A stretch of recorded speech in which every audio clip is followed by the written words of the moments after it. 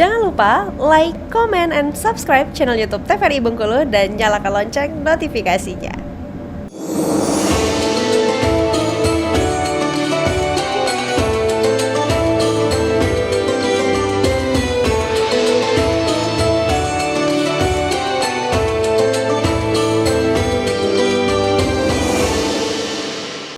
Assalamualaikum warahmatullahi wabarakatuh. Pemirsa, senang sekali berjumpa kembali pada sore hari ini bersama saya Amelia Tirno Asmara dalam program kesayangan kita Mutiara Kolbu.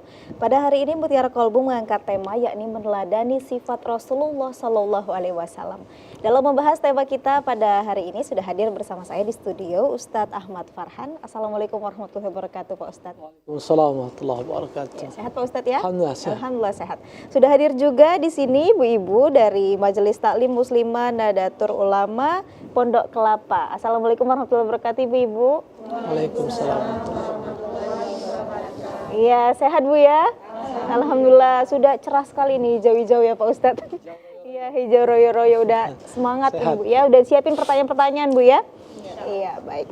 Pemirsa, dalam membahas tema kita pada sore ini tentang meneladani sifat Rasulullah, kita sendiri tahu sebagai manusia, terutama sebagai umat muslim, meneladani sifat Rasulullah dalam kehidupan sehari-hari ini adalah juga bentuk kecintaan kita kepada Nabi kita, Nabi Muhammad SAW. Kita sebagai umatnya tentu harus mengikuti sifat-sifat baik dari Rasulullah ini sendiri dan menjadi tauladan untuk kehidupan kita. Bagaimana sebenarnya sifat-sifat Rasul itu dan apa saja sifat baik dari Rasulullah SAW? Untuk itu kita dengarkan terlebih dahulu tausiah singkat dari Ustadz Ahmad Farhan. Silakan Pak Ustadz. Baik, Assalamualaikum warahmatullahi wabarakatuh. Waalaikumsalam warahmatullahi wabarakatuh. Pemirsa TVRI Bengkulu dimanapun berada, ibu-ibu dari Muslimat Pondok Kelapa ya. Nadatul Ulama. Pondok Kelapa itu beda dikit dengan Pondok Besi. Sama-sama pondok, satu dari kelapa, satu dari besi. Kita berada di Rabiul Awal, bulan yang masyhur bagi kita umat Islam karena bulan Rabiul Awal ini identik dengan bulan yang kita semua menyadari ada satu nikmat yang besar.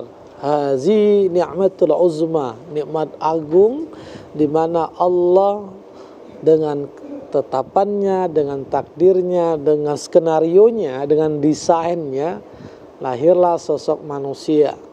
Seseorang yang menjadi teladan, menjadi panutan sepanjang sejarah kemanusiaan. Maka tidak salah ketika Michael Hart memposisikan Nabi Muhammad sebagai the first one, manusia yang paling berpengaruh dari 100 tokoh di dunia.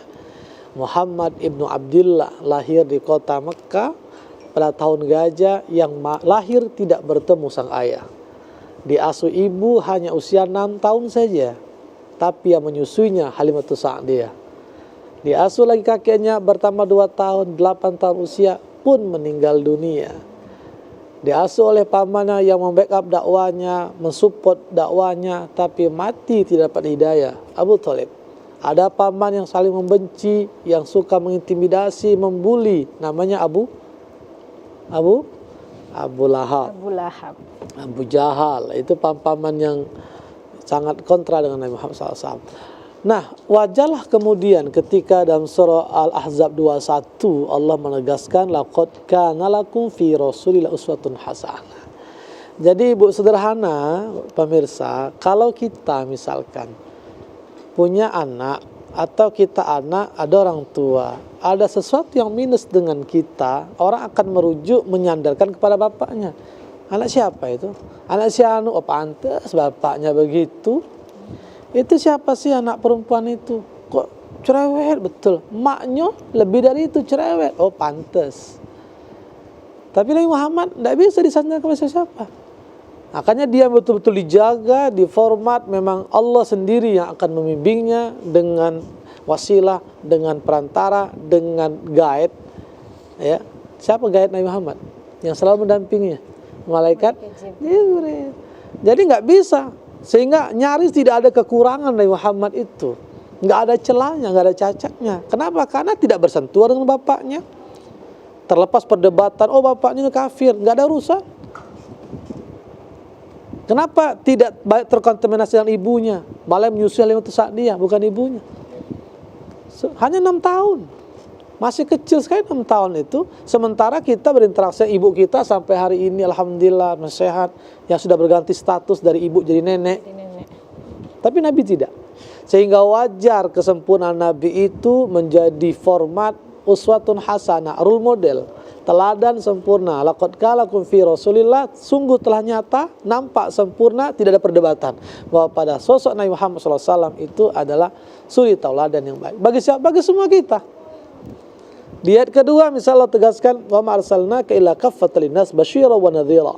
Dan Nabi Muhammad ini memang diutus untuk seluruh kafatil nas, semua manusia.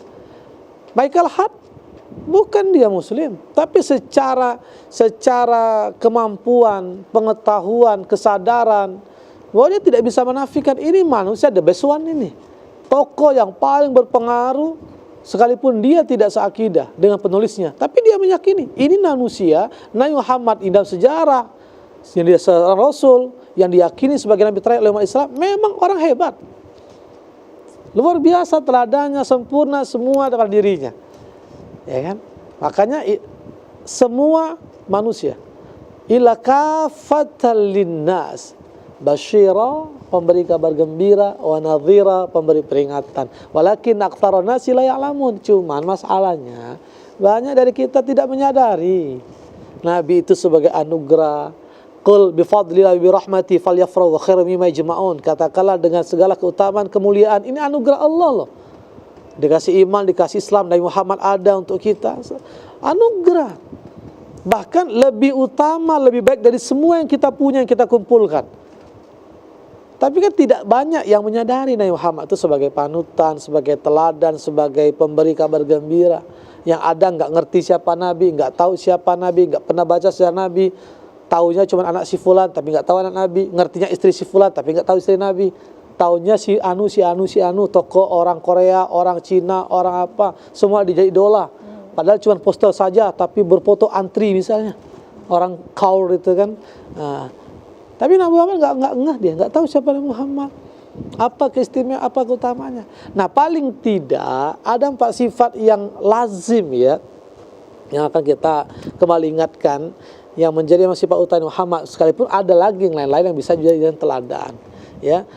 Kalau Nabi diformat menjadi teladan dengan segala kesempurnaan akhlak, wa innaka la'ala khuluqin azim, kana khuluqul Quran, kata Aisyah, ditanya Nabi Muhammad itu gimana sih akhlaknya? Udah Al-Quran.